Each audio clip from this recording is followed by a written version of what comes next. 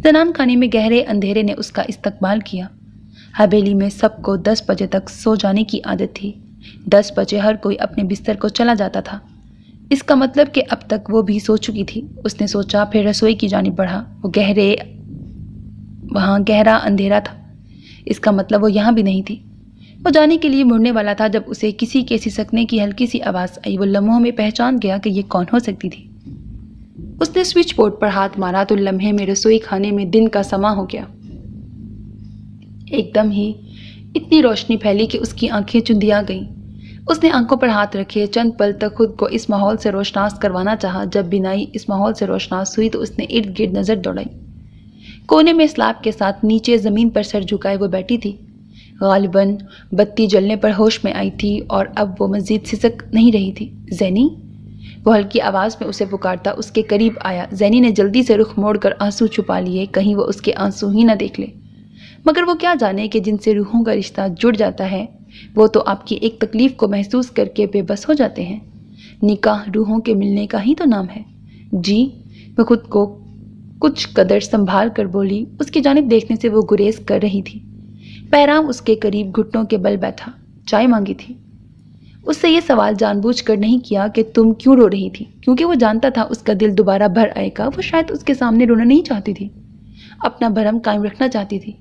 बहराम को याद आया उनकी छत पर जो मुलाकात हुई थी वो कितनी खुशगवार मुलाकात थी। तब वो किस तरह उसकी हर बात का जवाब दे रही थी और अब महज चंद महीनों में वो कितना बदल कर रह गई थी।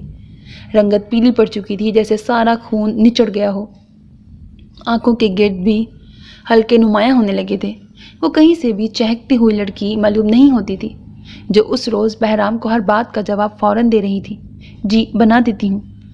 अच्छा था कि उसने ज़ैनी से ये नहीं पूछा कि तुम क्यों रो रही थी, क्योंकि अगर वो पूछ लेता तो ज़ैनी के लिए अपने आंसुओं पर काबू पाना मुश्किल हो जाता। ये अच्छा था कि अब भरम का पर्दा कायम था। बहराम खामोशी से दीवार के साथ टेक लगाए खड़ा हो गया, जबकि वो उसके लिए चाय बनाने का काम सर अंजाम दे रही थी। तुम नहीं पियोगी? बहराम ने अचानक सवाल पूछा। उसने हसरत से चूल्हे पर पकते दूध को देखा। उसका कितना दिल चाहता था कि चाय पिए। जब वो घर रहती थी तो फूफो रोज़ाना उसे 2 कप चाय देती थी। घर का दूध था तो खुले से चाय पीती थी। यहाँ उसे चाय बनाकर पीने की इजाज़त ना थी। अगर होती भी तो रुबीना उसे पीने ही न देती। उसे बस एक वक्त की चाय मिलती थी। वो सदा से चाय की दीवानी थी और वो एक वक्त की चाय भी हफ्ते में 2-3 बार ही नसीब होती। उसका दिल किया कह दे मैंने भी पीनी है, मगर फिर कुछ सोचकर खामोश रह गई और धीरे से नफ़ी में सह हिलाया। मुझे चाय नहीं पसंद। बहराम चंद पल उसे खामोशी से देखता रहा, फिर आगे बढ़कर फ्रिज से दूध का पतीला वापस निकाला और उसके करीब रखा। फिर आज मेरे कहने पर, मेरी खुशी के लिए ही एक बार पी कर देखो। मैं सच कह रहा हूँ, तुम्हें पसंद आएगी। ज़ैनी की आंखों में पानी आने लगा जिसे उसने कमाल महारत से छुपा लिया, मगर बहराम देख चुका था। वो जानता था कि ज़ैनी उससे झूठ बोल रही है और हवेली वालों के खौफ से ही इनकार किया है। मगर बहराम ने इतनी खूबसूरत तरीके से उसे पेशकश की थी कि उसके भरम का पर्दा भी कायम रहा। चाय बन गई तो उसने हिचकिचाते हुए बहराम के निकाले 2 कपों में चाय निकाली। आपने तकल्लुफ़ किया, मैं प्याली में पी लेती। वो कह ना पाई कि अगर मैं कप में पीऊँगी तो मुझे एक बार फिर सलावातें सुनने को मिलेंगी। बहराम हल्के से मुस्कुराया और वह बाहर की जानिब खुलती खिड़की के साथ आन खड़ा हुआ। कोई बात नहीं, 2 कर खुश करके रखना, किसी को इल्म भी नहीं होगा। ज़ैनी ने अस्बात में सर हिलाया। उसे बहराम की तजवीज़ पसंद आई थी। वो अपना चाय का कप थामे ज़मीन पर बैठने ही वाली थी जब बहराम बोल उठा। ज़मीन पर नहीं बैठोगी तुम। या तो इधर मेरे पास आकर खड़ी हो जाओ या फिर कुर्सी पर बैठो। अब बाहर बच्चों के खेलने का वक्त हो गया, लेकिन मुझे नॉवल रिकॉर्ड करना है क्योंकि आपसे सब्र नहीं होगा। तो अब अगर चीखें आएंगी तो आपने वो इग्नोर करनी है, ओके? वो नर्म लहजे में उसे समझा रहा था। वो चाहता था कि वो उसकी हर बात को समझे और अपना मुकाम पहचाने। ज़ैनी ने नफ़ी में सर हिलाया। ऐसी बात नहीं है, मैं अपने घर में भी ऐसे ही बैठी थी, आपको पता है। वो कुछ कहते कहते रुकी। बहराम को अफसोस हुआ। वो कम अज़ कम उससे कुछ हद तक ही सही मगर बात तो कर रही थी, लेकिन अभी भी झिझकती थी। हाँ बोलो, क्या होता है तुम्हारे घर में? वो नरम लहजे में बोलता उसके करीब चला आया, फिर वहीं बगैर कुछ बोले घुटनों के बल ज़मीन पर बैठ गया। ज़ैनी खामोशी और हैरानी से उसकी तरफ यकटुक देख रही थी। क्या ये सफ़ीर का भाई था?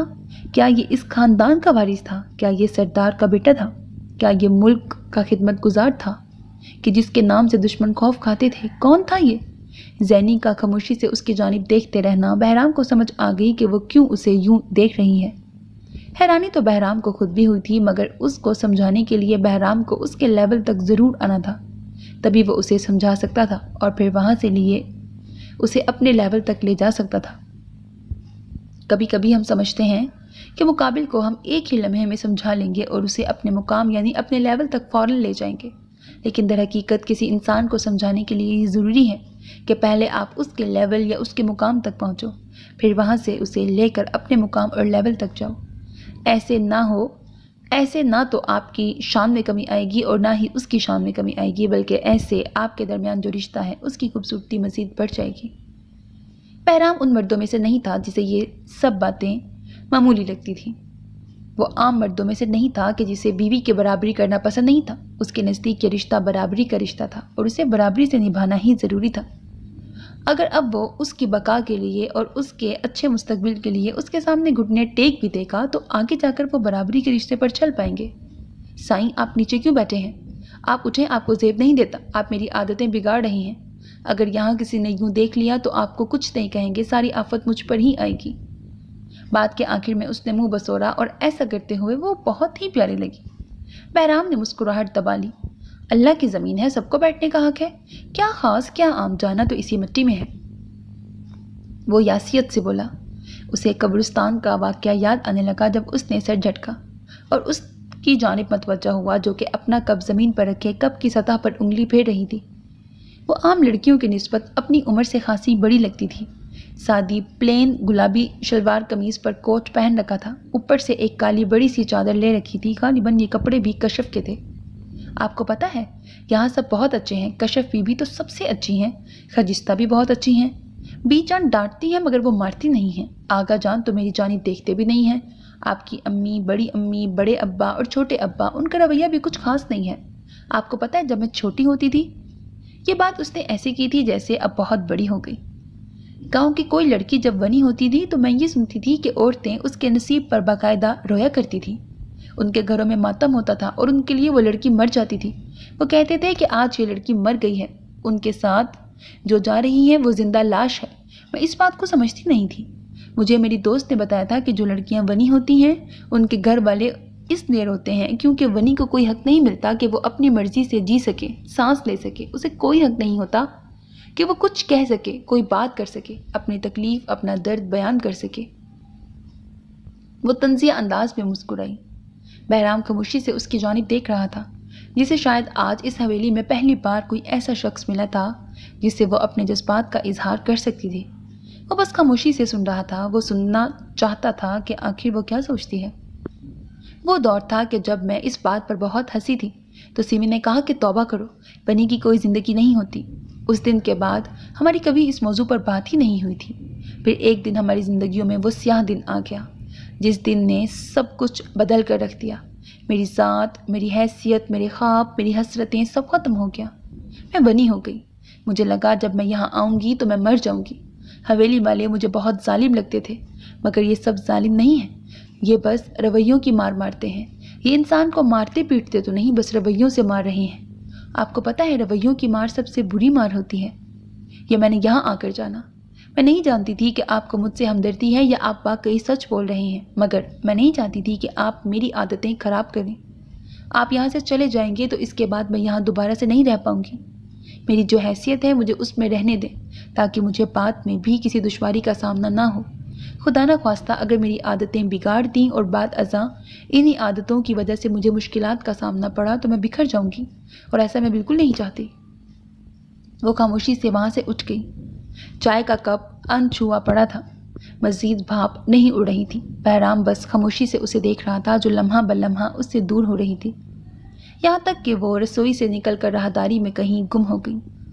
شیشے کی کھڑکی پر دھند چھا رہی تھی، گہری دھند، مناظر چھپا دینے والی دھند، ہر شے چھپا دینے والی دھند۔ اٹاری میں چولہا جل رہا تھا جس کے سبب سردی کی شدت میں کچھ حد تک کمی تھی۔ کمر انگیٹھی کے پاس سینے پر بازو لپیٹے بیٹھا تھا، پاس ہی دو چارپائیاں बिछी हुई थी। एक चौपाई पर गुलशेर बैठा कोई हिसाब किताब कर रहा था, जबकि दूसरी चौपाई पर रोमाना बैठी थी। मुर्तज़ा सुबह सवेरे ही घर से निकल चुका था। उसने साथ के गांव के चौधरी के यहाँ मुलाजमत शुरू कर दी थी, क्योंकि यहाँ गांव में मजीद कोई ढंग की नौकरी नहीं थी और पेट का ईंधन बुझाने को ये ज़रूरी था कि कोई ना कोई काम किया जाता। सहन में सोनू सर झुकाए बरगद के दरख्त के नीचे बैठा था। जानवरों को सर्दियों में बाड़े में ही ठहराया जाता था, लेकिन सोनू की कोई अजीब ही जिद थी। शायद उसने इतने रोज से अपनी मालकिन को ना देखा था, इसीलिए उसका जी उदास था। इसीलिए वो इसी जगह पर मुंजमद बैठा था। कई बार कमर कोशिश कर चुका था कि किसी न किसी तरीके से उसे बाड़े में छोड़ आए, मगर वो भी अपने नाम का एक था।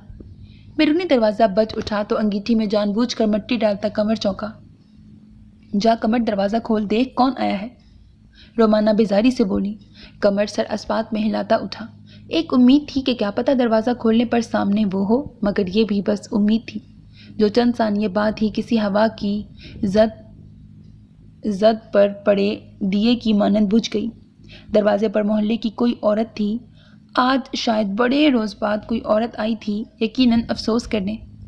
गुलशेर रोमाना के कहने पर अटारी से उठकर कमरे की जानिब चल दिया, ताकि वो औरत पुरसकून होकर बैठ सके। कमर अब बरगद तले जा चुका था, जिसके पत्ते पतझड़ के सबब मुरझा चुके थे।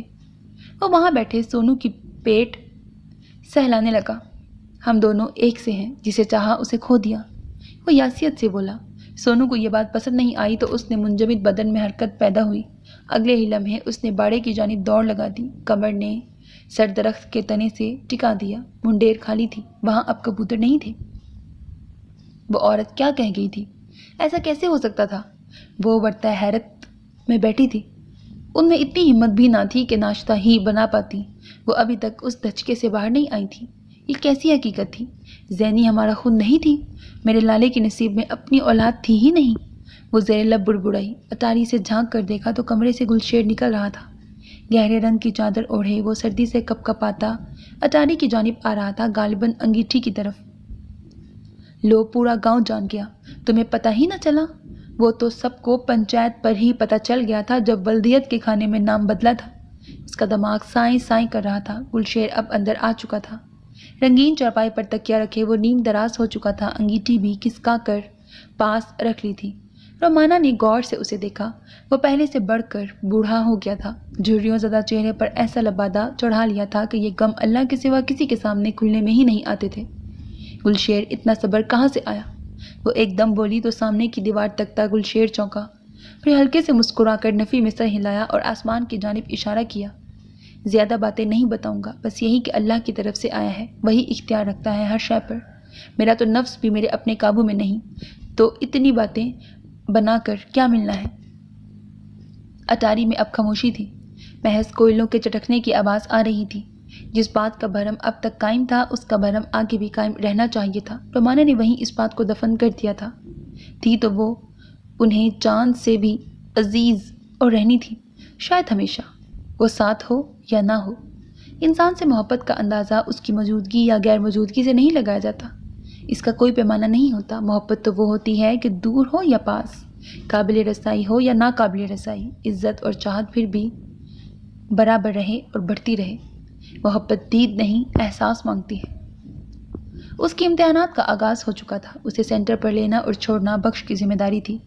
खजिस्ता भी साथ होती थी। पिछले 2 रोज़ से वो महसूस कर रही थी कि सेंटर के बाहर सामने की तरफ दरख्तों के पास कोई ह्योला खड़ा होता है, जो इशारों में उसी से मुखातिब होता है। उसे जैसे गुमान था कि वो मुर्तज़ा है। शायद वो ज़ैनी के बारे में फ़िक्रमंद था और उसी के बारे में पूछना चाहता था। बख्श गाड़ी से बाहर टहल रहा था और खजिस्ता गायब थी। आज तीसरा रोज़ था। वो पर्चा देकर सेंटर से बाहर आई तो बख्श को गाड़ी के इर्द गिर्द घूमता पाया। खैर है? उसने करीब आकर पूछा। बख्श चौंका और सर झुकाए गाड़ी के साथ जा खड़ा हुआ। बीबी सरकार, वो खजिस्ता को अपना कोई दोस्त मिल गया था और वो उसके साथ बातें करता न जाने किस जानिब निकल गया। मुझे अभी डेरा भी देखना है जाकर, मैं फारिग थोड़ी हूँ। वो खुफगी से बोल रहा था। कशफ को उसका यूं बढ़ चढ़ कर बोलना एक आंख न भाया। माना कि उसे अब डेरे का मुकम्मल इख्तियार मिल गया था, मगर उसका यह हरगिज़ मतलब नहीं था कि वो यूं बढ़ चढ़ कर रोब जमाए। सबसे पहले नजरें झुकाएं, ये हमारा हुक्म है। दूसरी बात ये, क्या खजिस्ता को हक है? वो हमारी मुलाजमा खास है, हमारे साथ हैं, जहाँ आएँ जाएँ, इससे आपको क्या फ़र्क पड़ता है? अपनी हदूद पे रहें बख्श साहब। उसका लहजा बिला रियायत था। बख्श ने गुस्से से रुख मोड़ लिया। एक मुसीबत हटाई थी रास्ते में, नहीं आ गई, वो बुड़बुड़ाया। इतने में सामने से खजिस्ता आती नजर आई। बख्श ने सर झटका और गाड़ी में जा बैठा। वो करीब आई तो कश्यप ने उसकी आंखों से ही उसकी हवास बाख्तगी भांप ली। खैर की खबर हो? गाड़ी का इंजन चल चुका था मगर वो बाहर खड़ी थी। हवेली चलें फिर बताती हूँ, मगर फिलहाल मुड़कर मत देखिएगा, मुर्तज़ा साहब खड़े हैं। खजिस्ता की बात पर उसका दिल धड़क उठा। जी चाहा अभी मुड़कर देख ले, मगर इस काम में मुर्तज़ा ही की जान को रिस्क था। बख्श अगर ज़रा सा भी भांप लेता तो मसला बन जाता।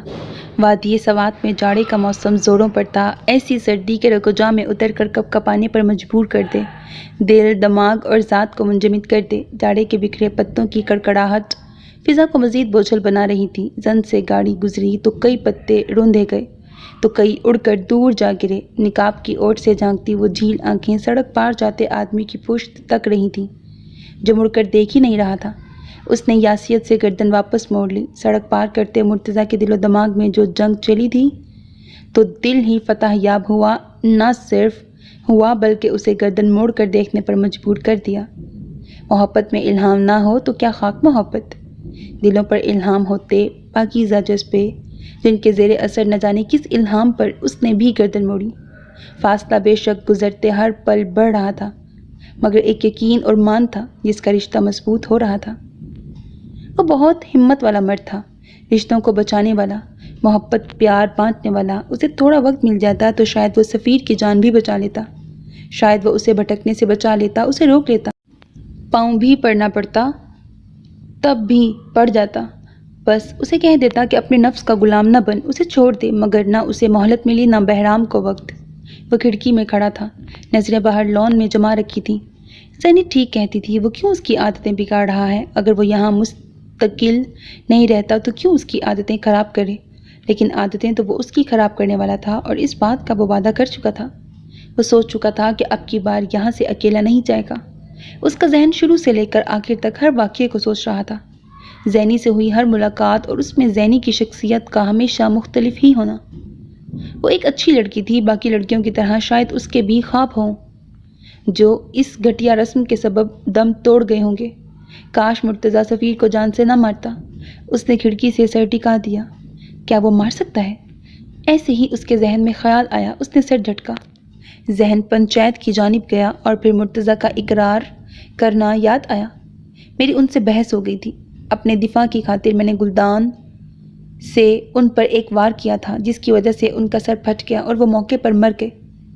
बस यही वजह थी। मुर्तज़ा की आवाज़ की बाज़गश्त हुई तो कितनी इस बात से वाबस्ता तकलीफ दे यादों ने दिल पर दस्तक दी।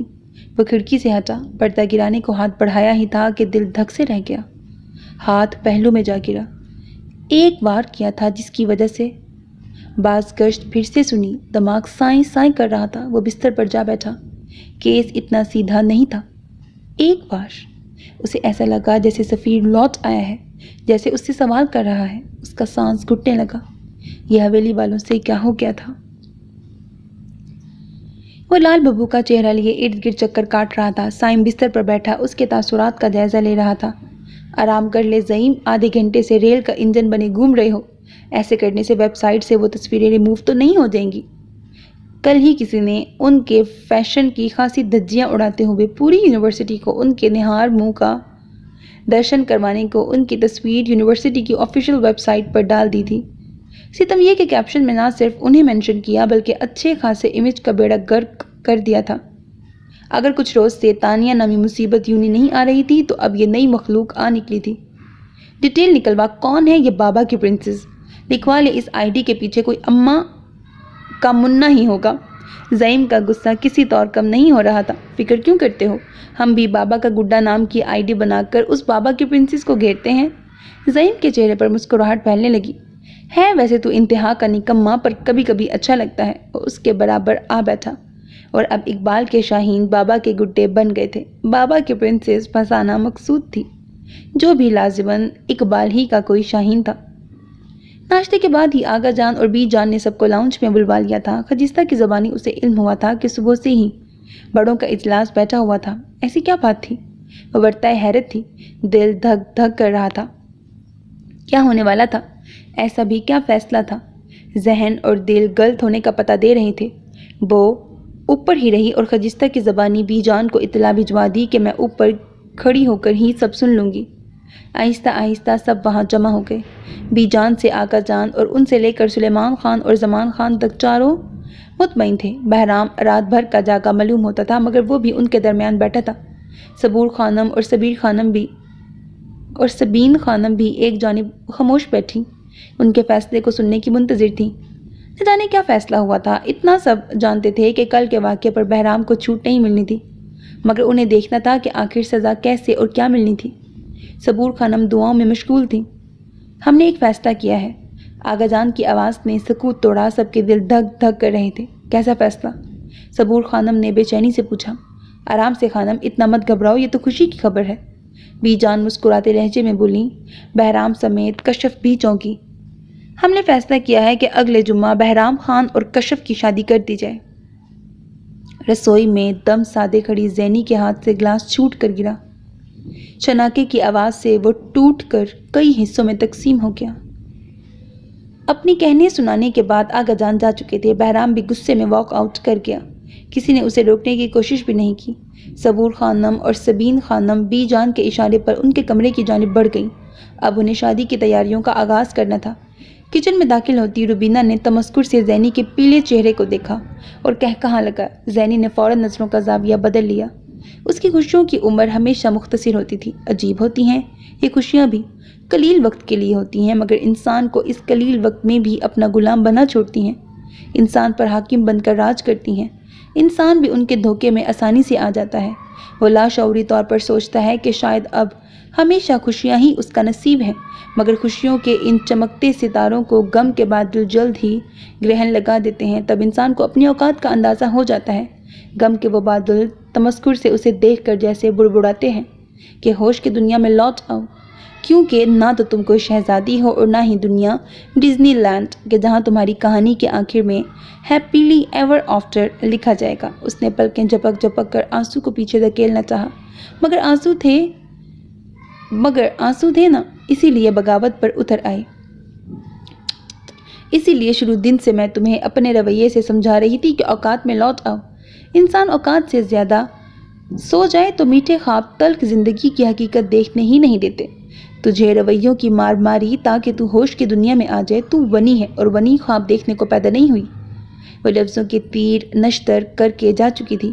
واقعی انسان اوقات سے بڑھ کر خواب دیکھ لے تو ہر ٹوٹتی امید نئے سرے سے اذیت میں دوچار کرتی ہے۔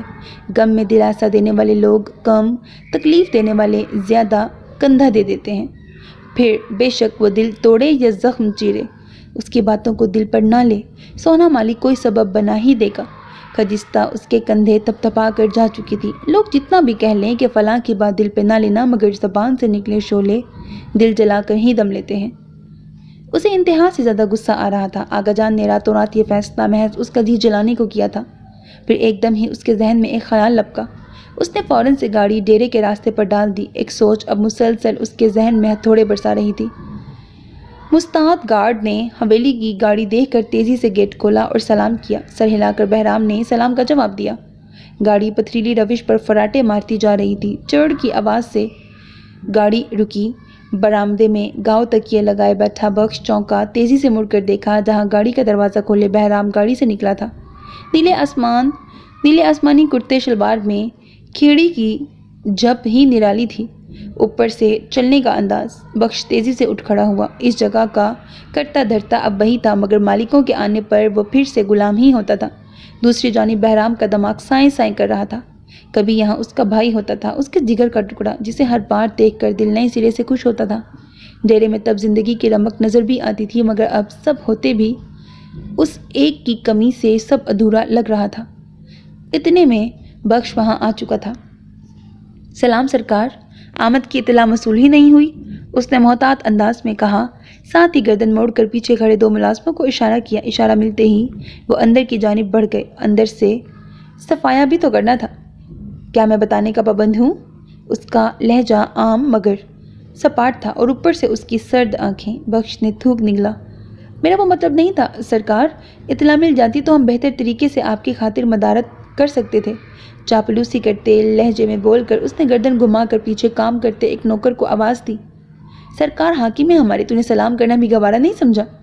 شاید یہ بات بدل دینے کا طریقہ تھا۔ اس لڑکے نے گھبرا کر ان کی جانب دیکھا۔ سفیر سرکار ایسی غلطیاں معاف نہیں کرتے تھے، اور اب یہ نہ جانے کیا کرتے۔ اس نے تھوک نگل کر کچھ بولنا چاہا کہ اس سے قبل ہی ہاتھ اٹھا کر بہرام نے اسے بولنے سے روک دیا، پھر پاس آنے کا اشارہ کیا۔ وہ لڑکا سر جھکائے اس کی طرف چلا آیا۔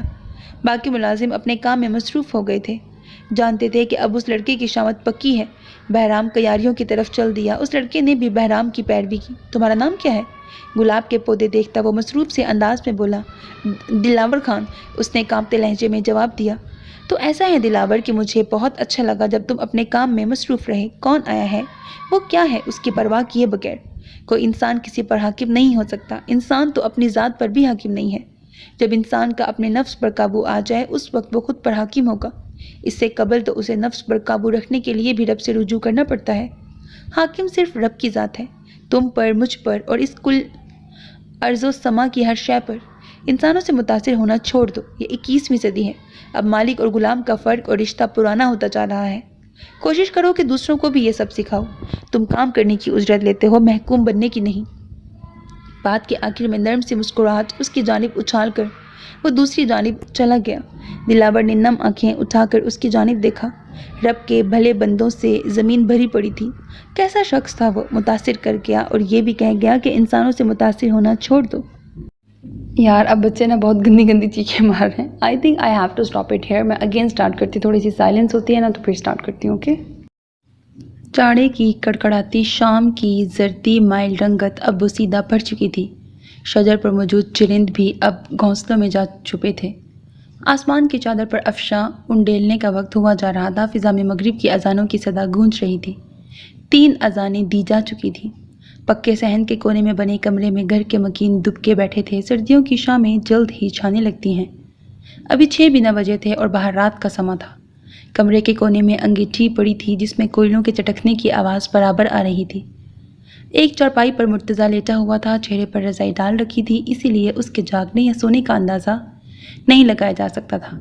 پاس کچھ کتابیں پڑی تھیں، سرے ورق سے اندازہ لگایا جا سکتا تھا کہ وہ قانون کی کتابیں ہیں۔ اس نے مزید آگے بڑھنے کا فیصلہ کر لیا تھا۔ کب تک وہ دوسروں کے نوکر بن کر کام کرتا رہے گا؟ گلشیر اس کے اس فیصلے پر خوش تھے۔ کم از کم اس نے تعلیم جاری رکھنے کا فیصلہ تو کر لیا تھا۔ وہ 2 دن بعد لاہور جا رہا تھا۔ گاؤں میں کوئی انہیں اب قبول ہی نہیں کرنا چاہتا تھا۔ مرتضیٰ چاہتا تھا کہ یہاں سے سب بیچ کر وہ شہر چلے جائیں۔ آغاز پر تو کرائے کا گھر ہی لینا ہوگا، بعد ازاں سب ٹھیک ہوتا جائے گا۔ انہیں زینی کے لیے بے انتہا دکھ تھا۔ دل پر پتھر رکھ کر بیٹی دے تو دی تھی، مگر اب وہ پھانس عمر بھر سینے میں چبھنی تھی۔ رومانا کے کہنے کے مطابق کہ جب تک یہاں رہیں گے لوگوں کی نظروں اور باتوں کا جواب دے دے کر ویسے ہی تھک جائیں گے۔ قسمت نے اس کے لیے بہتر لکھا ہوا تو وہ دوبارہ اس سے ضرور ملیں گے۔ کمرے میں تپش بڑھتی جا رہی تھی۔ رومانا کے ٹرنک میں کپڑے رکھتے ہاتھ تھمے، کمر انگیٹھی اٹاری میں رکھ دے، دیکھیو ہاتھ نہ جلا لیو۔ صفحے پر لکیریں کھینچتے کمر نے ذرا کی ذرا سر اٹھایا، پھر سر واپس گرا لیا۔ کمرے میں ایک بار پھر خاموشی چھا گئی۔ رومانا پھر سے اپنے کاموں میں مصروف ہو گئی۔ باہر لکڑی کا دروازہ بجنے لگا تو کمر کو ہوش آیا۔ ہر دستک پر اسی کے آنے کا گمان ہوتا تھا۔ وہ تیزی سے لحاف ہٹاتا اٹھا اور باہر کو لپکا۔ دروازہ کھولنے پر ایک بار پھر اس کی نگاہیں نا امید لوٹ آئیں۔ اس نے زنجیر چھوڑی اور اندر کی جانب بڑھ گیا۔ تپش بڑھ رہی تھی۔ واقعی انگیٹھی کو اب اٹاری میں ہونا چاہیے تھا۔ گلشیر اندر آئے تو چہرہ خوشی سے دمک رہا تھا۔ السلام علیکم، آواز بلند سلام کر کے وہ مرتضیٰ کے بستر کی طرف چلے آئے۔ انہوں نے آہستہ سے لحاف اٹھایا تو مرتضیٰ نے بند آنکھیں کھولیں۔ بھورے بال ماتھے پر بکھرے ہوئے تھے، آنکھیں بے رونق تھیں۔ مجھے لگا شاید سو چکے ہو، انہوں نے اس کے ماتھے سے بال ہٹاتے ہوئے نرم لہجے میں کہا۔ وہ دھیمے انداز میں مسکراتا سر نفی میں ہلاتے اٹھ بیٹھا۔ نہیں بس سستا رہا تھا۔ مبارک ہو، رہائش کا انتظام ہو گیا ہے؟ گلشیر نے رومانا کے ہاتھ سے پانی کا گلاس پکڑتے ہوئے دبے دبے جوش سے کہا۔ مرتضیٰ نے چونک کر انہیں دیکھا۔ مجھے لگا تھا کہ ابا کام پر ہیں، وہ سپاٹ انداز میں بولا۔ گیا تو کام پر تھا، پر وہاں رفیق کی دکان پر بچپن کا دوست مل گیا۔ بختیار اور میں سکول ساتھ پڑھتے تھے، پھر میں آگے پڑھ نہ پایا اور وہ لاہور چلا گیا۔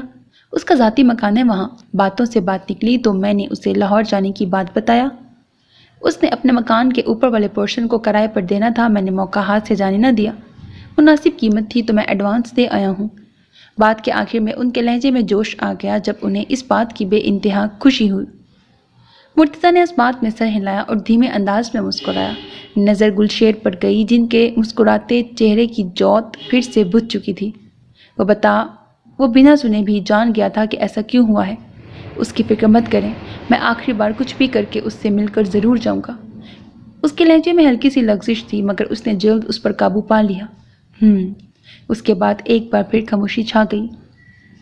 کچھ زخم بہت گہرے ہوتے ہیں، اتنے گہرے کہ کتنا ہی خوشی کا موقع ہو کمبخت مجال ہے جو مسکرانے بھی دے۔ رات کی سیاہی مائل چادر پورے آسمان کی روشنی مٹا چکی تو مسافروں کی رہنمائی کو چاند نے تاریک چادر پر اپنی روشنی بکھیرنا ضروری سمجھی۔ ٹمٹماتے ستاروں نے بھی چاند کا مقابلہ کرنا ضروری سمجھا۔ گاؤں کی فضا میں مقدس خاموشی کا ڈیرا تھا۔ کپاس کی فصلوں میں سے گزرتی ٹھنڈی ہوائیں فصلوں میں ہلچل مچاتی اور چند پل بعد پھر خاموشی چھا جاتی۔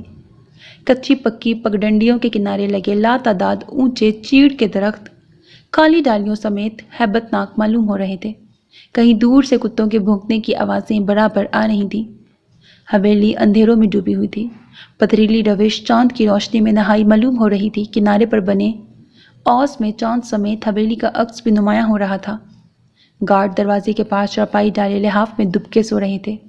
ہوا زور سے چلی تو پتوں کے کڑکڑانے، ڈالیوں کے ہلنے کی آواز آئی اور ایک بار پھر خاموشی چھا گئی۔ کسی نے حویلی کی پچھلی دیوار سے دالان میں چھلانگ لگائی۔ 2 پل خاموشی کی نظر ہوئے اور پھر وہ ہیولا دیوار کے ساتھ دم سادھے آگے کی جانب بڑھنے لگا۔ چہرہ کالی چادر کے سبب چھپا ہوا تھا۔ ان سے جھانکتی آنکھیں اضطراب کی کیفیت میں ارد گرد کا جائزہ لے رہی تھیں۔ جب سے اس نے یہ خبر سنی تھی کہ آغا جان نے اس کا رشتہ بہرام خان سے طے کر دیا ہے، وہ جلے پاؤں کی بلی بنی پورے کمرے کے چکر کاٹ رہی تھی۔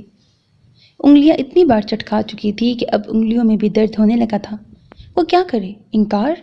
کبھی یہ خیال آتا تو کبھی یہاں سے بھاگ جانے کا خیال آتا۔ سوچ سوچ کر وہ بے حال ہو رہی تھی اور ہر دروازہ تھا کہ بند نظر آ رہا تھا۔ کمرے میں چلتے بلب کی پیلی روشنی منظر واضح کر رہی تھی۔ کالے ڈھیلے ڈھالے سوٹ میں اس کے بھورے بال کمر ڈھانپے ہوئے تھے۔ ناک کی نت چمک رہی تھی۔ آنکھوں میں الجھن، بیزاری اور غصہ تھا۔ دل بس ایک شخص کا نام لیتا دھڑک دھڑک کر بے حال ہو رہا تھا۔ اس کے سوا کوئی نام سننے کو نہ دل تیار تھا نہ دماغ۔ وہ نہ تو خانزادی تھی نہ حویلی والوں کی بیٹی، تو کیوں وہ اپنے جذبات کی قربانی دے کر ان کی محبت امر کرے؟ کیوں وہ ان کے پوتے کے لیے اپنی زندگی جہنم بنا دے؟ وہ آغا جان کے سامنے، حویلی کے کسی دوسرے فرد کے سامنے جب مرتضیٰ کا نام نہیں لے سکتی تھی تو کیوں وہ خواہ قربانی کی مثال بنے؟ اسے مرتضیٰ کے پاس آنا تھا۔ اسے اپنی محبت کی قربانی نہیں دینی تھی۔ اسے نہ ہی قربانی کی عظیم مثال بن کر تا عمر تکیے بھگونے تھے۔ اسے کون سا روز زندگی ملنی تھی؟ اس نے گالوں پر آئے آنسو تیزی سے صاف کیے اور الماری کی طرف بڑھی۔ وہ ہیولا اندازے لگاتا رسوئی سے پیچھے کی جانب جاتے دروازے تک پہنچ چکا تھا۔ ہینڈل آرام سے گھمانا چاہا مگر بے سود۔ اس نے ارد گرد دیکھا۔ ہر جانب خاموشی، کسی ذی روح کے نہ ہونے کی اطلاع تھی۔ جیب میں ہاتھ ڈال کر اس نے تیکھی نوک والا چاقو نکالا، پھر احتیاط سے لاک میں ڈال کر اسے مہارت سے گھمایا۔ اگلے پل ٹک کی ہلکی سی آواز سے لاک نے دروازے کے کھلنے کا پتہ دیا۔ اس نے چاقو جیب میں ڈالا اور آہستہ سے دروازہ دھکیلا، جو آرام سے بنا آواز کے کھل گیا۔ دھک دھک کرتے دل کو سنبھال کر اس نے اندر قدم رکھا۔ رسوئی میں گھپ اندھیرا تھا۔ اس نے آنکھیں زور سے بند کیں اور پھر کھولیں۔ اب منظر کچھ حد تک واضح تھا۔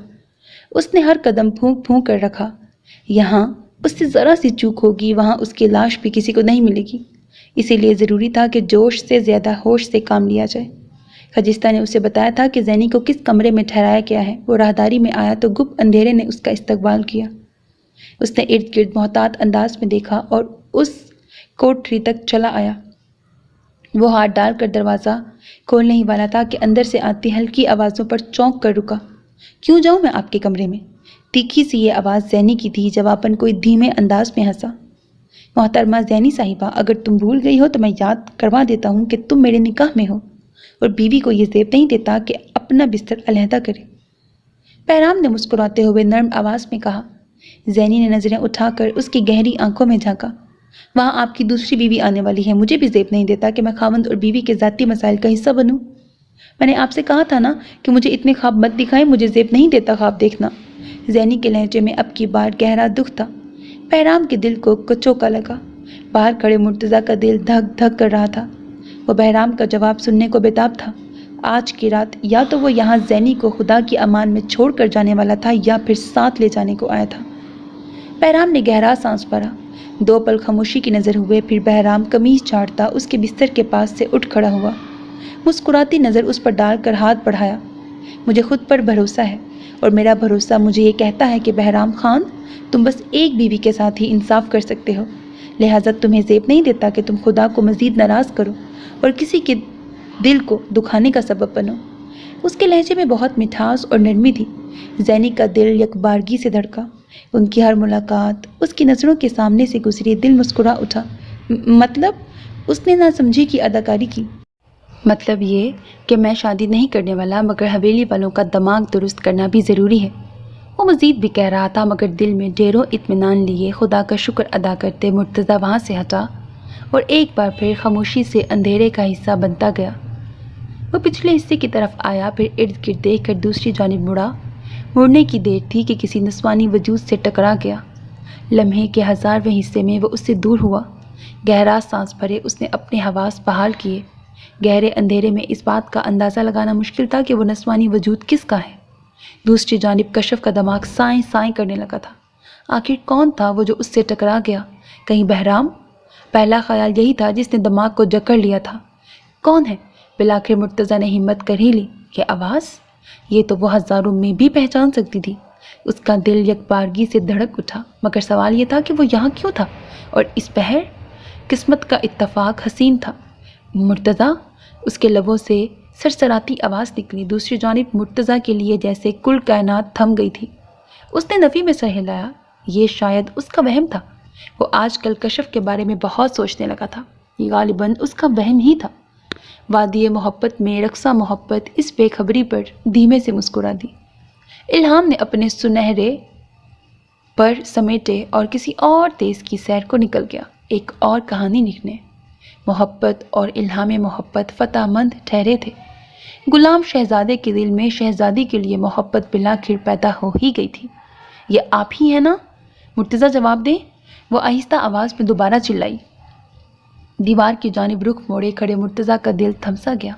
کیا یہ حقیقت تھی؟ لمحے کے 1000ویں حصے میں اس نے رخ موڑا اور اس جانب دیکھا۔ آپ حقیقت ہے؟ اس نے بے خبری سے کہا تو کشف غیر متوقع جواب پر چونکی، آنکھیں سکیڑ کر چاند کی روشنی میں اس کا چہرہ دیکھنا چاہا، جو نیم اندھیرے کے سبب خاص واضح نہیں تھا۔ میرا مطلب ہے، آپ یہاں کیا کر رہی ہیں خانزادی صاحبہ؟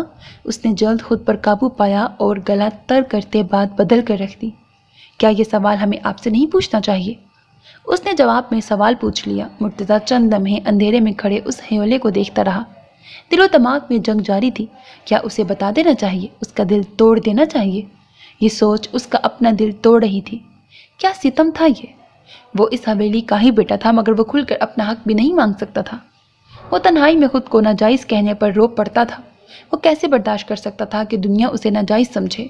کل حویلی والے اسے اپنا خود ماننے سے انکار کریں گے تو پرسوں دنیا اسے انسان ماننے سے انکار کر دے گی۔ غربت سے ہی صحیح، مگر عزت تو نصیب تھی۔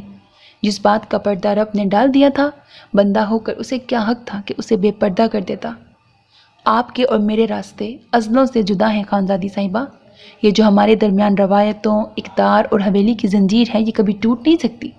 میری آپ سے گزارش ہے کہ باخدا اپنے دل کو سنبھال لیں۔ وہ یہاں اپنی بہن سے ملنے آیا تھا آخری بار، اور یہ دیکھ کر دل کو اطمینان ہوا کہ وہ بہت خوش ہے۔ اب میں اپنے نئے سفر پر پرسکون ہو کر نکل سکتا ہوں۔ چلتا ہوں، خدائے پاما۔ ماتھے تک ہاتھ لے جا کر سلام کیا اور اندھیرے کا حصہ بن گیا۔ کشف سن سی رہ گئی تھی۔ بے دم ہوتی وہ گھٹنوں کے بل زمین پر آ گری۔ آپ کے اور میرے راستے ازلوں سے جدا ہیں خانزادی صاحبہ۔ یہ جو ہمارے درمیان روایتوں، اقدار اور حویلی کی زنجیر ہے، یہ کبھی ٹوٹ نہیں سکتی۔ میری آپ سے گزارش ہے کہ باخدا اپنے دل کو سنبھال لیں۔ اس کا دل مٹھی میں آ گیا۔ مرتضیٰ کی آواز کی باز گشت جاری تھی۔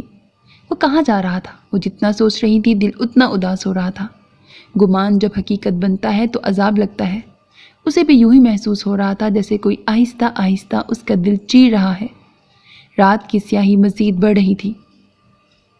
کچی پگڈنڈی پر چلتے مرتضیٰ کے قدم لڑکھڑا رہے تھے۔ یوں محسوس ہو رہا تھا کہ مسافر دل کہیں چھوڑ آیا ہے۔ اس کی پشت تکتے چیڑ کے درختوں کو محسوس ہوا کہ وہ آستین سے آنسو صاف کرتا گمنام راستوں کی جانب جا رہا ہے۔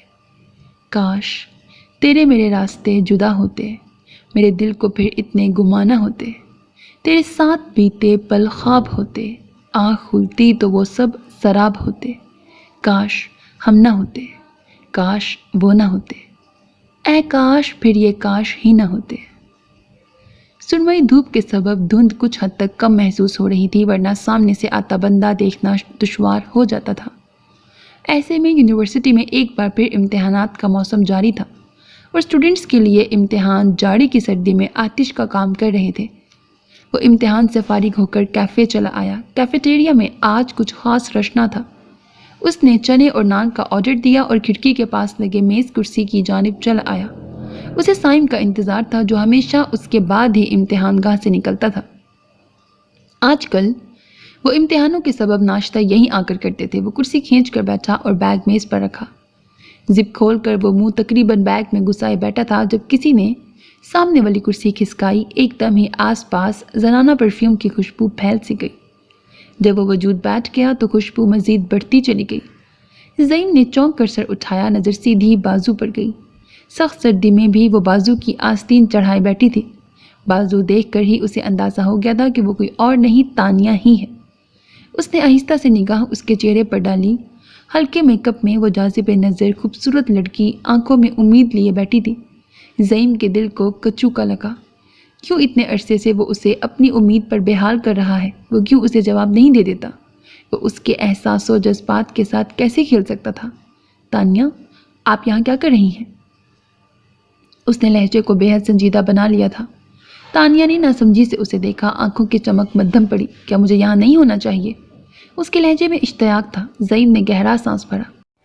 میں نے کبھی آپ کو یہاں ہونے کے لیے نہیں کہا، کبھی آپ کو امید نہیں دلائی، پھر آپ کا یہاں ہونا بنتا ہی نہیں ہے تانیہ۔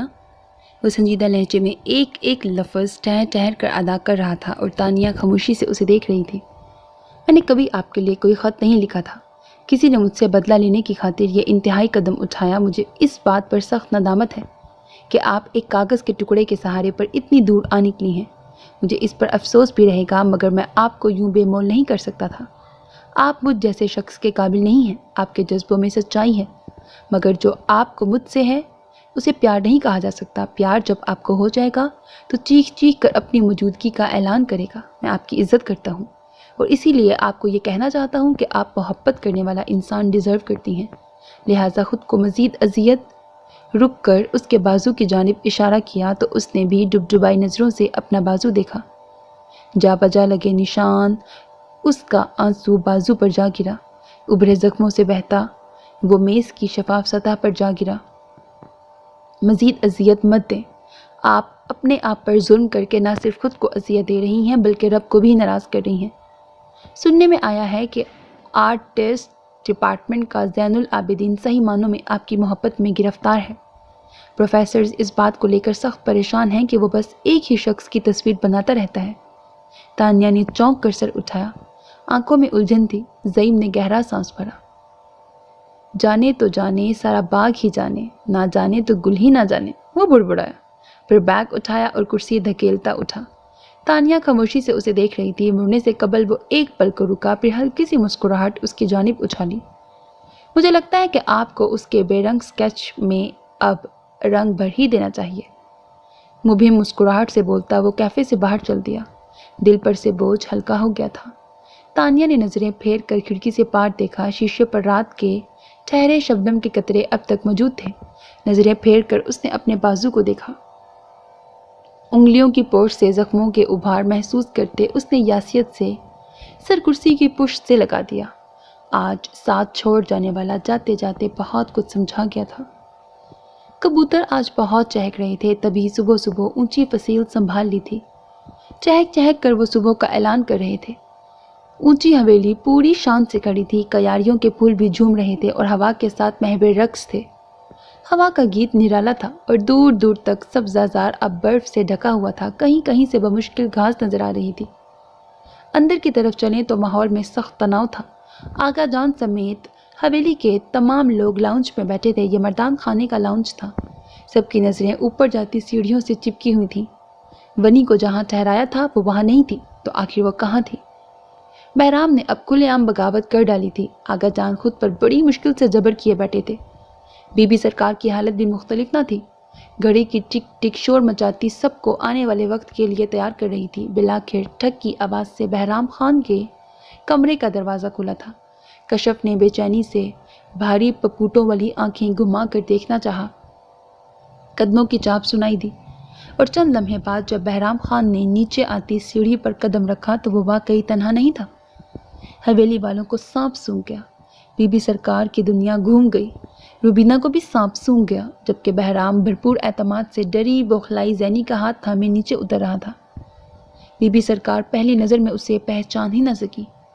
کلیوں والا سرخ پاؤں تک آتا فراک پہنے آج وہ بنی نہیں، پہلے دن کی دلہن معلوم ہو رہی تھی۔ پیروں کی پازیب بھی چھن چھن کر رہی تھی۔ کھلے نم بالوں کی آبشار کمر پر تھی۔ نکھرا نکھرا گلاب چہرہ اور ہی داستان سنا رہا تھا۔ بی بی سرکار سمیت سب کے اوسان قطع ہو رہے تھے۔ نیچے پہنچ کر بہرام نے اس کے ہاتھ پر گرفت مضبوط کر دی۔ اس کے ٹھنڈے پڑتے ہاتھوں سے وہ اندازہ لگا سکتا تھا کہ وہ خوف زدہ ہے۔ بہرام نے چہرہ موڑ کر اس کا گلاب چہرہ دیکھا۔ لونگ چمک رہا تھا مگر آنکھوں میں خوف کی رمق تھی۔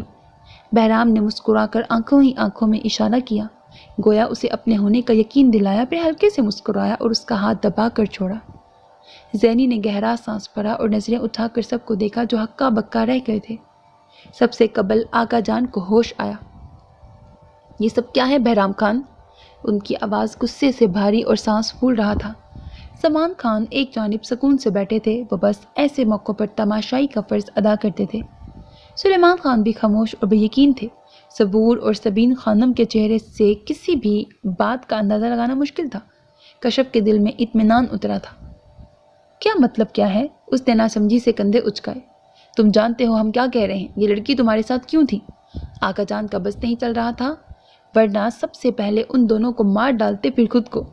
میری بیوی ہے تو میرے ساتھ ہی رہے گی نا آقا جان؟ بہرام خان اتنا بے شرم نہیں کہ اپنی بیوی کے حقوق ادا کرنے میں کوتاہی کرے۔ اس کے لہجے میں چٹانوں سی سختی تھی۔ سب دم سادھے اسے دیکھ رہے تھے۔ آقا جان نے گہرا سانس بھرا، پھر ایک نظر زینی کو دیکھا اور تنزیہ سے، جی بھر گیا بہرام خان، یا ابھی اور وقت چاہیے؟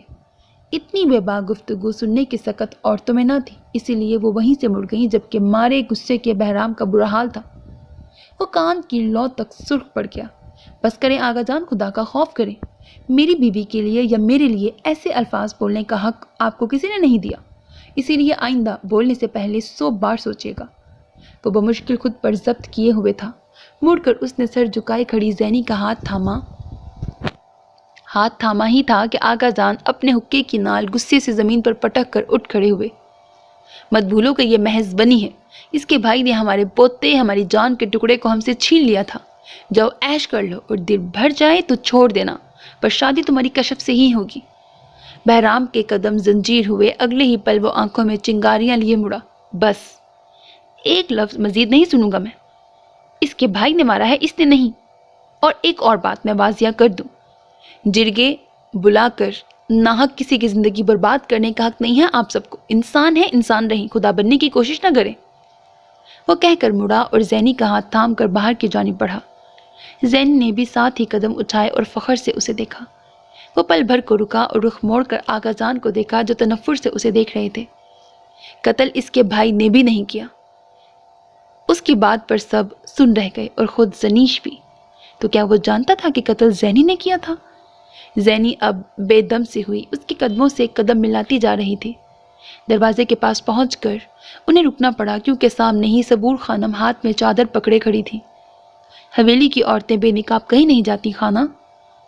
ساتھ ہی چادر اس کی طرف بڑھا کر خاموشی سے واپس اندر چلی گئی۔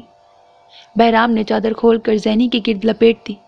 زینی نے خود کو بے انتہا محفوظ پایا۔ اتنا وہ جانتی تھی کہ وہ باہر جا رہے ہیں، مگر کہاں یہ وہ نہیں جانتی تھی۔ وہ خوف زدہ تھی کہ بہرام اس کا راز پا چکا ہے۔ بہرام نے اس کے لیے گاڑی کا دروازہ کھولا تو وہ ممنون آنکھوں سے اسے دیکھنے لگی۔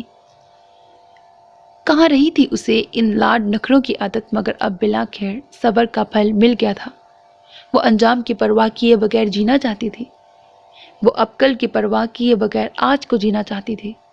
کھڑکی سے جھانکتی کشف نے خاموشی سے پردے واپس گرا دیے۔ اندر کہیں بہت اطمینان اترا تھا۔ وہ خاموش کھڑی تھی، کسی بھی پل بے دم ہو کر گرنے کو تیار۔ اس کے وہم و گمان میں بھی نہ تھا کہ بہرام اسے یہاں لائے گا۔ اتنے ماہ بعد وہ پھر اس دہلیز کے سامنے کھڑی تھی جہاں سے وہ ونی بن کر نکلی تھی۔ یہ گلیاں، محلہ سب اس کے لیے جیسے اجنبی ہوئے معلوم ہو رہے تھے۔ لوگوں کی چہمگوئیاں جاری و ساری تھیں۔ کوئی کہہ رہا تھا یہ کیا ہے، کوئی گونگا ہو گیا تھا۔ لوگوں کو اپنی آنکھوں پر یقین ہی نہیں ہو پا رہا تھا۔ ایسا کیسے ہو سکتا تھا؟ بنی ہوئی لڑکی ایسے کیسے سج دھج کے کھڑی تھی؟ یہ تو گاؤں کی تاریخ میں پہلی بار ہو رہا تھا۔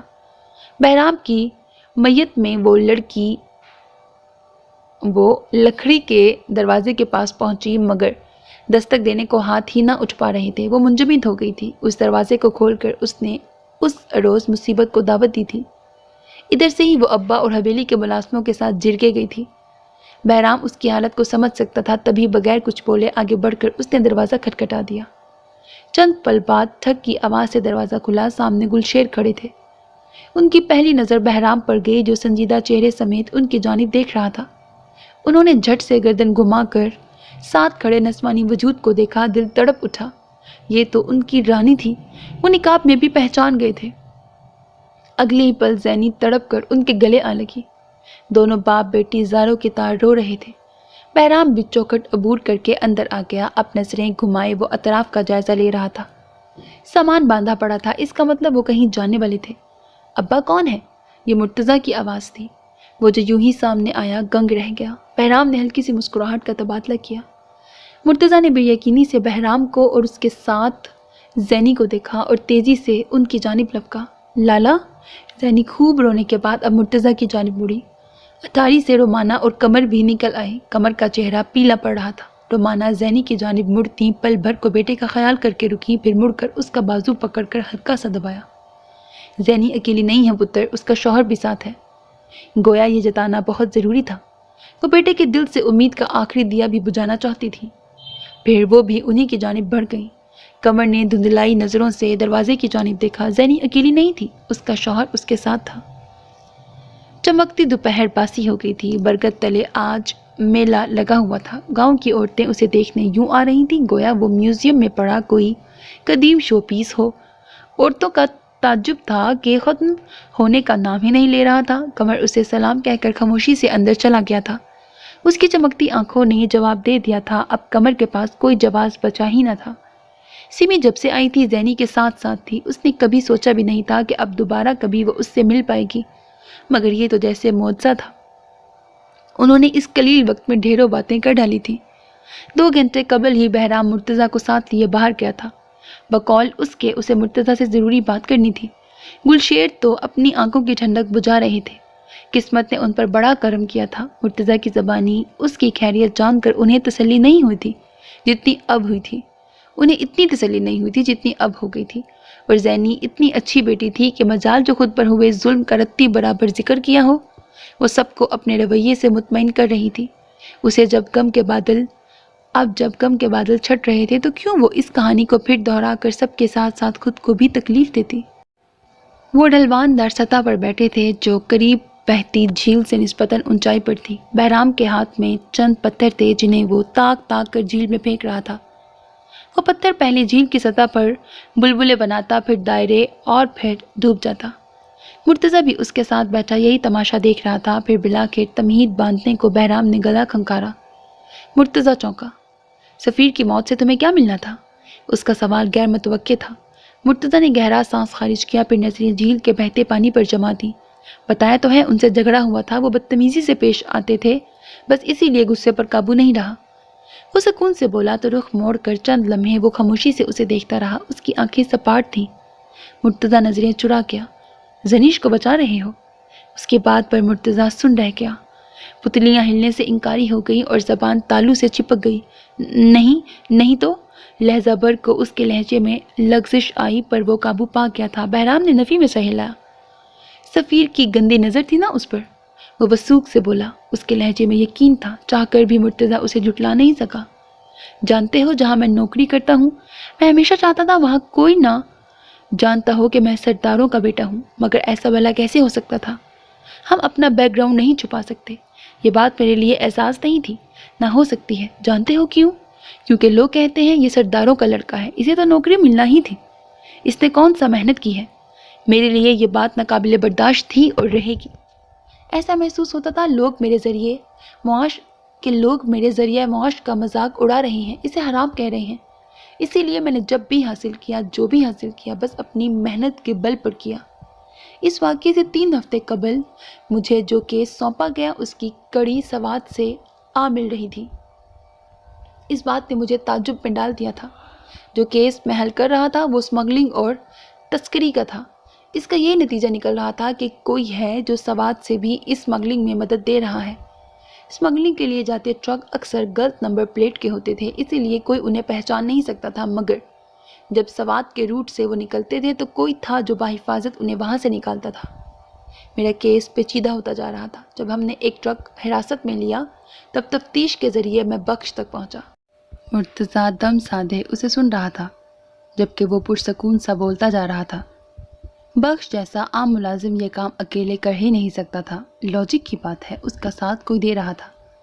और जब मुझे इस बात का इल्म हुआ कि वो कोई और मेरा भाई है, रुक कर उसने अजियत से आंखें मूंद लीं। मुर्तज़ा जानता था वो तकलीफ़ में है, कुछ हद तक ये तमाम बात वो खुद भी जानता था। वो मेरा भाई था तो मेरे सर पर आसमान रहा, न पाँव तले ज़मीं। बेबसी किसे कहते हैं, इस बात का मुझे अच्छे से अंदाज़ा हो गया था। मैंने वहाँ एक मुखबर तैनात कर दिया और जो खबरें वो देता था उन्हें सुनकर मेरे औसान जाते रहते थे। उसके कत्ल के रोज़ मुझे मुखबर ने इत्तला दी कि आज वो कोई लड़की उठवाने लगा है। मुझे खदशा था कि कहीं एक और लड़की तस्करी का हिस्सा ना बन जाए। मैं उसी रोज़ सवाद पहुंचा था। मुखबर की खबर किस हद तक सच्ची थी मुझे इसका इल्म नहीं था, मगर बख्श को हवेली देखकर मैं हैरान हुआ। अगर उन्हें लड़की अगवा करनी थी तो वो वहाँ क्या कर रहा था? इस बात ने मुझे ताज्जुब में डाला, मगर उसने कहा सफ़ीर सबके साथ शादी पर गया है।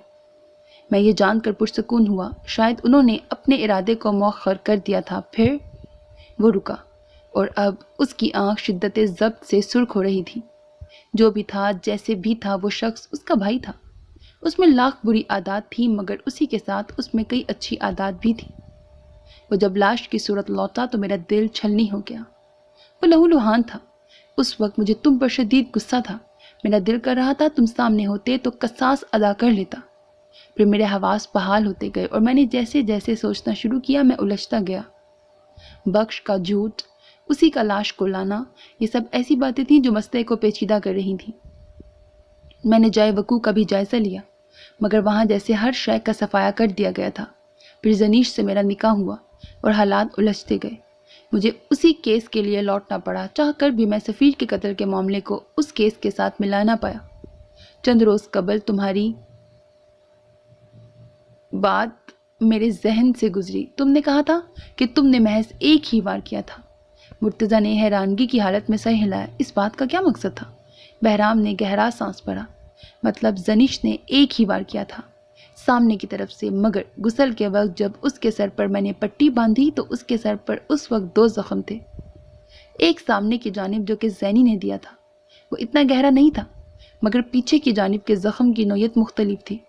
वो ज़ख्म हद से ज़्यादा गहरा था। नीचे गिर कर आने वाले ज़ख्म की हालत और होती है, पर किसी के दिए ज़ख्म की हालत और होती है। मुझे उस वक्त वो तुम्हारा दिया ज़ख्म लगा था, मगर वो तुम्हारा या ज़ैनी का दिया ज़ख्म नहीं था, वो किसी और का दिया ज़ख्म था। उसने अब की बार एक बड़ा सा पत्थर उठाया और ताक कर निशाना बांधा। मुर्तज़ा की हालत ये थी कि काटो तो बदन में लहू नहीं। वो सुन बैठा था। किसका? उसने हैरानी से पूछा। सफ़ीर के मरने से और तुम पर इल्ज़ाम आने से अगर किसी को सबसे ज़्यादा फ़ायदा पहुंच सकता था तो वो बख्श था।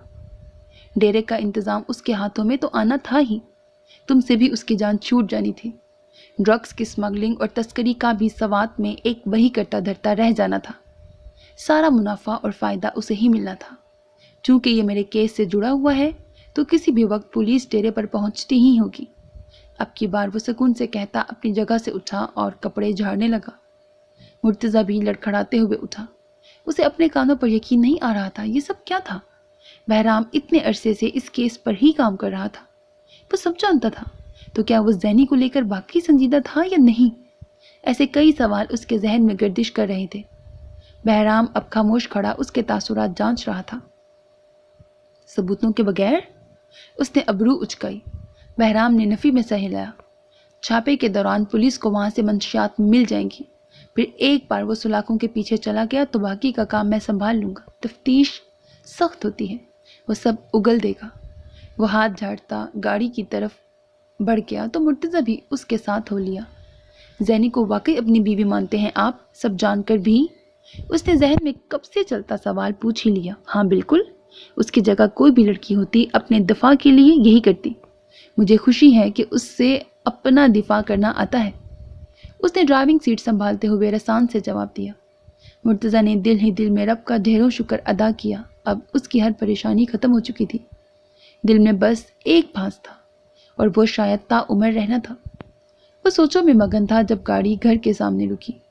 وہ سر کے اشارے سے سلام کرتا گاڑی سے اتر گیا۔ بہرام اسے بتا چکا تھا کہ وہ یہاں سے سیدھا ڈیرے جائے گا اور جیسے ہی مستحال ہوگا وہ زینی کو لے جائے گا۔ مرتضیٰ دروازے تک پہنچا ہی تھا کہ بہرام کی آواز سنائی دی۔ میں ہر بات جانتا ہوں، اس بات سے زینی کو بے خبر رکھنا، وہ دل کو لگا لے گی یہ بات، اور میں اپنی وجہ سے اسے شرمندہ نہیں دیکھنا چاہتا۔ بات کے اختتام پر اس نے گاڑی کا شیشہ چڑھایا۔ زن سے گاڑی دھواں چھوڑتی وہاں سے جا چکی تھی۔ مرتضیٰ تیزی سے اندر بڑھا۔ اسے اب کی پریشانی رفع کرنی تھی۔ اسے سب کو بتانا تھا کہ اس کا کوئی قصور نہیں ہے۔ ہاں، وہ آج بھی زینی کے لیے بار کا الزام اپنے سر لینا چاہتا تھا۔ ڈیرے پر جیسے قیامت آ چکی تھی۔ جب پولیس کے چھاپے کی اطلاع ملی تو اسی وقت سلیمان خان، زمان خان اور آغا جان وہاں پہنچ گئے۔ تھوڑی ہی دیر میں بہرام بھی وہاں پہنچ گیا۔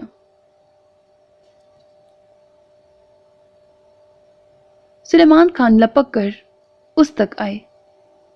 بہرام، روکو انہیں، یہ سرچ وارنٹ اور اریسٹ وارنٹ ساتھ لائے ہیں، یہ بخش کو گرفتار کرنا چاہتے ہیں، ڈرگس کی بات کر رہے ہیں۔ بہرام نے نظریں ہٹا کر کچھ فاصلے پر ہتھ کڑیوں میں کھڑے بخش کو دیکھا، پھر بے رخی سے چہرہ سامنے کر لیا۔ پولیس کو اپنا کام کرنے دیں سر۔ وہ اس وقت ان کا بیٹا نہیں، وطن کا سپاہی بن چکا تھا۔ اپنے کندھوں پر دھرے سلیمان خان کے ہاتھ ہٹا کر وہ اندر کی جانب بڑھ گیا۔ سلیمان خان سمیت آغا جان اور زمان خان بھی ہکا بکا رہ گئے۔ ڈیرے کے پچھلی جانب بیسمنٹ بنایا گیا تھا۔ طویل جدوجہد کے بعد پولیس اس تک پہنچ چکی تھی۔ وہاں سے نکلنے والے ڈرگ سمیت اسلحے نے بھی سب کو چونکا کر رکھ دیا تھا۔ خون اور رسیاں اس بات کی گواہ تھیں کہ وہاں تشدد بھی کیا جاتا تھا۔ زمان خان، آغا جان اور سلیمان خان کو اپنی آنکھوں پر یقین ہی نہیں آ رہا تھا۔ بخش کا مارے غصے کے برا حال تھا۔ کس نے مخبری کی ہے؟ بتاؤ مجھے، میں اس کی جان لے لوں گا۔ بخش خود کو چھڑوانے کی کوشش کرتا بے حال ہو رہا تھا۔ اس کا بس نہیں چل رہا تھا کہ وہ سب تہس نہس کر کے رکھ دے۔ وہ بپھرا ہوا جانور لگ رہا تھا۔ بہرام اس کی کمزوری بھانپ گیا تھا۔ ایسے مجرم جوش میں اعتراف کر لیتے تھے۔ یہ سب کیا ہے بہرام؟ آقا جان بے دم نظر آ رہے تھے۔ عزت ملیا میٹ ہو رہی تھی۔ یہ کیا تھا؟ ان کے ڈیرے میں یہ سلسلہ کب سے جاری تھا؟ اتنا ڈرگ کب آیا؟ اسی نے سفیر کا قتل کیا تھا، ایسا ہی ہے نا بخش؟ اس نے چڑھاتے لہجے میں اسے مخاطب کیا۔ بخش نے ایک بار پھر خود کو چھڑوانا چاہا۔ ہاں، مارا تھا اسے۔ مرتضیٰ کے جانے کے بعد وہ اس چھوکری کے پیچھے جانے والا تھا جو تمہیں ونی ہو کر ملی ہے۔ وہ زندہ سلامت تھا، اپنے ہاتھوں سے مارا تھا میں نے اسے، اور تمہیں بھی مار دوں گا۔ وہ عزت کے تمام پردے چاک کیے دیدہ دلیری سے بولا۔ بہرام کے اشارے پر دو مزید پولیس والوں نے اسے پکڑا۔ آقا جان کا دماغ سائیں سائیں کر رہا تھا۔ سلیمان خان کی حالت بھی مختلف نہیں تھی۔ قتل کی شام اس نے رشیدے کو حویلی اطلاع دینے بھیجا، پھر تیزی سے ارد گرد کا جائزہ لیا۔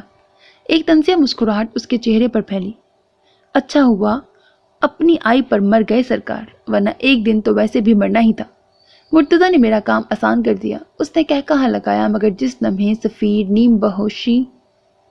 نیم ہوش میں آ کر اٹھنے کی کوشش کرنے لگا، بخش کے ہاتھوں کے طوطے اڑ گئے۔ تیری خباثت کا علاج میں بعد میں کرتا ہوں، پہلے یہ بتا وہ ذلیل عورت کہاں ہے؟ وہ بمشکل بولتا بستر کا سہارا لیے اٹھا۔ سر پکڑے وہ گرتے پڑتے دروازے تک پہنچا۔ بخش کی نظر بستر پر پڑے ٹوٹے گلدان کے ٹکڑے پر گئی۔ اس کی آواز کام کرنا چھوڑ گئے تھے۔ اس نے آگے بڑھ کر تیزی سے وہ ٹکڑا اٹھایا اور تقریباً دوڑ کر سفیر تک پہنچا۔ اس سے پہلے کہ وہ ہینڈل پر ہاتھ رکھتا اور اس پر خون کا نشان لگ جاتا، بخش نے پوری قوت سے وہ ٹکڑا اس کے سر پر دے مارا۔ اب کی بار چوٹ دماغ کے اندر لگی تھی۔ ایک لمحے میں ہی اس کا پورا جسم نکارا ہو گیا۔ اسے بخش کا چہرہ نوچ لینے کا بھی وقت نہ ملا۔ جب تک لوگ وہاں سے لاش لے جانے آئے، سفیر خان واقعی مارا جا چکا تھا۔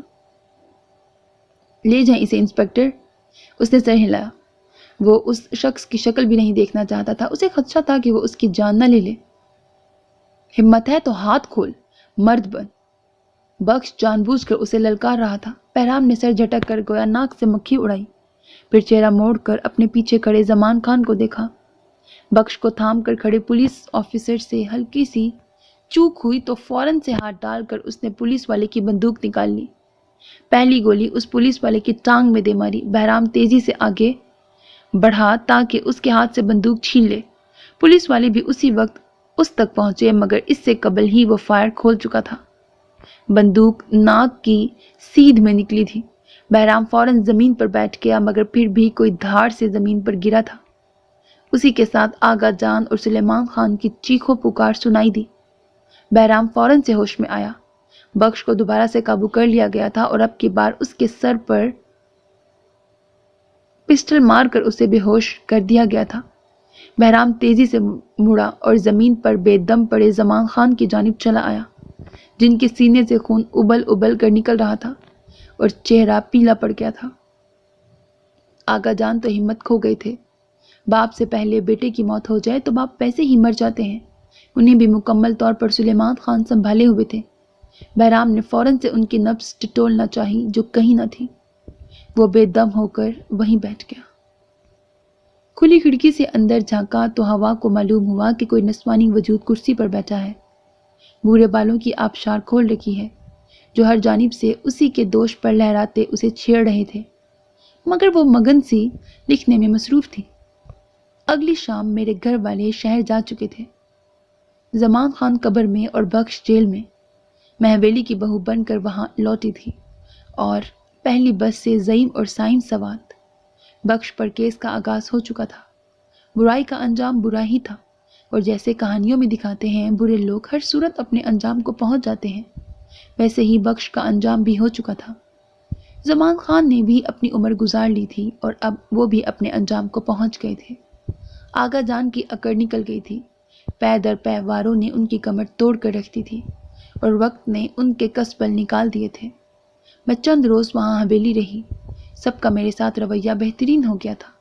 میری امی نے سکھایا تھا کہ کوئی آپ پر جتنا ہی ظلم کیوں نہ کر لے، ایک وقت آتا ہے وہ پچھتاتا ضرور ہے، پھر آپ سے معافی مانگے تو آپ پر لازم ہے اسے معاف کر دیں، کیونکہ معاف کرنا رب کی رضا حاصل کرنے کا بہترین طریقہ ہے، اور میں نے بدلہ لینے اور معاف کر دینے میں سے معاف کر دینے کو ترجیح دی۔ میں بہرام کے ساتھ اسلام آباد آ گئی ہوں۔ ہمارا گھر چھوٹا پر بہت خوبصورت ہے۔ بہرام کہتے ہیں کہ ہم اپنی محبت سے اس گھر کا کونا کونا سجا دیں گے۔ یہ پیار شادی سے پہلے ہوا یا بعد میں، یہ کہنا میرے لیے بھی مشکل ہے اور بہرام کے لیے بھی۔ سوات کا کچھ اور یاد آئے نہ آئے، کبوتر بہت یاد آئیں گے۔ اس نے قلم بند کیا اور ڈائری کے صفحے کو نظر بھر کر دیکھا۔ زندگی اب ایک ڈگر پر چل نکلنے والی تھی۔ محبت اس راہ میں پلکیں بچھائے بیٹھی تھی۔ آزمائشوں سے نکل کر وہ کندن بنے تھے اور اب افق کے ستاروں کی طرح چمکنے والے تھے۔ کالی ڈائری خاموش پڑی خود میں بہت بھید چھپائے ہوئے تھی۔ 4 سال بعد وکلا کے دفاتر میں روز کی وہی عام چہل پہل تھی۔ راہداری میں کونے تک دونوں جانب دفاتر تھے۔ وہ راہداری میں چلتی جا رہی تھی، شال اپنے ارد گرد لپیٹے۔ اس کی چال بہت خوبصورت تھی۔ نقاب سے جھانکتی نیلی آنکھیں بہت خوبصورت معلوم ہو رہی تھیں۔ وہ جہاں جہاں سے گزر رہی تھی لوگ خود اس کے لیے راستہ بناتے جا رہے تھے۔ بالآخر وہ کونے میں دائیں ہاتھ بنے دفتر کے سامنے آ رکی۔ دفتر کے باہر پلیٹ نصب تھی جس پر واضح لکھا ہوا تھا بیرسٹر مرتضی خان۔ اس نے گہرا سانس خارج کیا۔ نیوز میں آئے روز تو دیکھ لیتی تھی، پر اب روبرو 4 سال بعد دیکھنے والی تھی۔ اس نے دھڑک کر بے حال ہوتے دل کو سنبھالا اور دروازہ بجایا۔ چند لمحے بعد اس کی گمبھیر آواز سنائی دی۔ اس نے دل پر بے ساختہ ہاتھ رکھ لیا۔ جی چاہا یہیں سے پلٹ جائے مگر دل نے روک ہی لیا۔ مجبوراً دروازہ دھکیل کر وہ اندر چلی آئی۔ مرتضیٰ کے کلون کی خوشبو پورے کمرے میں پھیلی ہوئی تھی۔ اس نے ہمت کر کے قدم بڑھائے اور عین اس کے سامنے جا کھڑی ہوئی۔ چند پل نظریں جھکائے رہی، پھر ایک دم ہی اس کی جانب دیکھا۔ مرتضیٰ کے ہاتھ میں تھاما قلم نیچے جا گرا۔ پنکھے کے چلنے کی آواز کے ساتھ ہی ساتھ گھڑی کی دبی دبی ٹک ٹک بھی سنائی دے رہی تھی۔ مرتضیٰ خان کی بے یقین نظریں اس کے چہرے کے طواف میں مگن تھیں۔ 4 سال میں ایسا کون سا لمحہ تھا جب دل اس کے لیے ضدی بچہ نہ بنا ہو؟ ہر سانس نے اسے یاد کیا تھا، ہر دعا میں دل نے اس کی خیریت طلب کی تھی، اور اب وہ سامنے تھی تو مرتضیٰ کو سمجھ ہی نہ آ رہا تھا کہ کیا کہے۔ یہ کہے کہ اب کہیں مت جائیے گا، یا یہ کہے کہ 4 سال کیسے گزرے۔ بہت مشکل سے گزرے یہ 4 سال۔ وہ نقاب اتارتے بڑبڑائی۔ اس نے مرتضیٰ کے دل کا سوال بھانپا تھا یا اپنے دل کا حال سنایا تھا، یہ کہنا بہت مشکل تھا۔ یہ جو لوگ کہتے ہیں کہ راستے کھو گئے، در حقیقت راستے کہیں نہیں کھوتے۔ یہ انسان ہوتا ہے جو بھٹک جاتا ہے، راستے تو ہمیشہ سے وہی ہوتے ہیں۔ اپنے کھوئے راہی کے انتظار میں پلکیں بچھائے، اس کے لوٹ آنے کی امید لیے۔ خانزادی، اس نے بولنا چاہا جب وہ اسے درمیان میں ٹوک گئی۔ ہم زمانے، وقت اور اقدار و روایات کی زنجیر توڑ آئے ہیں، آپ کی خاطر اور اپنے دل کی خاطر۔ آخری الفاظ وہ ہولے سے بڑبڑائی۔ مرتضیٰ نے بے یقینی سے اسے دیکھا۔ سب کچھ جیسے اس پل میں یہیں کہیں رک گیا تھا۔ ایسے مت دیکھیں، ہم سب کی اجازت سے یہاں آئے ہیں، پچھلے 2 برس سے یہی ہیں، اپنے والدین کے گھر۔ زمان بابا کے بعد وہاں رکنا مجھے اچھا نہیں لگ رہا تھا، یا شاید آپ کے بعد۔ اس نے بات کے آخر میں چہرہ جھکا لیا۔ وہ بے چینی سے ہاتھ باہم رگڑ رہی تھی۔ کیا کیا ان 2 برس میں؟ اس نے حیرانی سے پوچھا۔ کشف نے چہرہ اٹھا کر براہ راست اس کی آنکھوں میں جھانکا۔ دنیا دیکھی، حویلی کی فصیلوں میں قید رہ کر ہم اڑان نہیں بھر سکتے تھے، اسی لیے یہاں آ گئے۔ سوات جاتے ہیں کبھی کبھی، مگر وہ ہمارا گھر نہیں ہے۔ یہاں آیا جی کے ساتھ اپنے گھر میں رہ رہے ہیں۔ وہ مدھم لہجے میں بول رہی تھی۔ کہیں کبھی زندگی کے اس سفر میں آپ کو پچھتاوا ہوا ایک ناجائز شخص سے شادی کرنے پر؟ تو کشف نے ہاتھ اٹھا کر اسے روک دیا، جیسے مرتضیٰ کے ٹوٹنے پر اسے بھی تکلیف ہوئی تھی۔ ہم جس کے ساتھ زندگی گزارنا چاہتی ہیں وہ صبا مرحومہ جیسی باہمت عورت کے بیٹے ہیں، گلشیر مرحوم جیسے عظیم آدمی کے بیٹے ہیں، زینی کے لالا اور کشف کی محبت ہے۔ اس نے خوبصورت طریقے سے اس کے بھرم کا پردہ قائم رکھا۔ مرتضیٰ کو یوں لگا کہ اسے سارے جہان کی خوشیاں مل گئی ہوں۔ باہر درخت پر ایک اور پھول کھل اٹھا، بہار کی آمد تھی۔ پورے کمرے کا تھیم گلابی تھا اور شہزادیوں والے بیبی کاٹ میں کوئی شہزادی ہی سو رہی تھی۔ اس نے چہرے پر آنے والی لٹ کو پیچھے دھکیلا اور مڑ کر بیبی کاٹ کو دیکھ کر مسکرائی۔ آج فروا نے مجھے بہت تنگ کیا، مگر اتنی چلاک ہے کہ باپ کے پاس جاتے ہی خاموش ہو جاتی ہے۔ اس بار ہم 3 دن سبا ٹھہرے۔ صفا اور مروہ دلہن بن کر بہت حسین لگ رہی تھی۔ چند دنوں میں میں پھپھو بن جاؤں گی۔ میں بہت خوش ہوں کہ زندگی نے مجھے خوبصورت اور نایاب ہیپی اینڈنگ دی ہے۔ میں آنے والے کل کی پرواہ کیے بغیر اپنے آج کو بھرپور انداز میں گزارنا چاہتی ہوں۔ اس نے گہرا سانس بھر کر قلم بند کیا اور ڈائری کو محبت سے دیکھا۔ پوری زندگی کی کہانی اس میں آ سمائی تھی۔ اس نے مسکراتے ہوئے ڈائری بند کی اور باہر کی جانب چل پڑی۔ بہرام کسی بھی لمحے آنے والا تھا۔ ٹھک کی آواز سے دروازہ بند ہوا۔ کھڑکی کو لگے ریشمی پردے ہوا کی دوش پہ ہلے تو نارنجی سورج کی آخری ڈوبتی کرنیں کمرے کے اندر تک آئیں اور کالی ڈائری کے سرورق کو منور کیا، جہاں کسی نے قلم سے کھرچ کر لکھا ہوا تھا، ساکھ۔ ختم شد۔ سو میرے عزیز listeners, this was the end of the novel ساکھ۔ مجھے امید ہے کہ آپ کو یہ ناول بہت پسند آیا ہوگا، آپ نے انجوائے کیا ہوگا، اور اگر آپ کو میری کاوش پسند آتی ہے تو میری کاوش کو سراہتے ہوئے چینل کو سبسکرائب کرنا، ویڈیوز کو لائک کرنا، اچھے کمنٹس کر کے اپنی رائے کا اظہار کرنا مت بھولا کریں، because that's a source of motivation for me and that's the only kind of support and encouragement which I want from all of you۔ اپنا بہت خیال رکھیے گا، نیک تمناؤں کے ساتھ۔ اللہ حافظ۔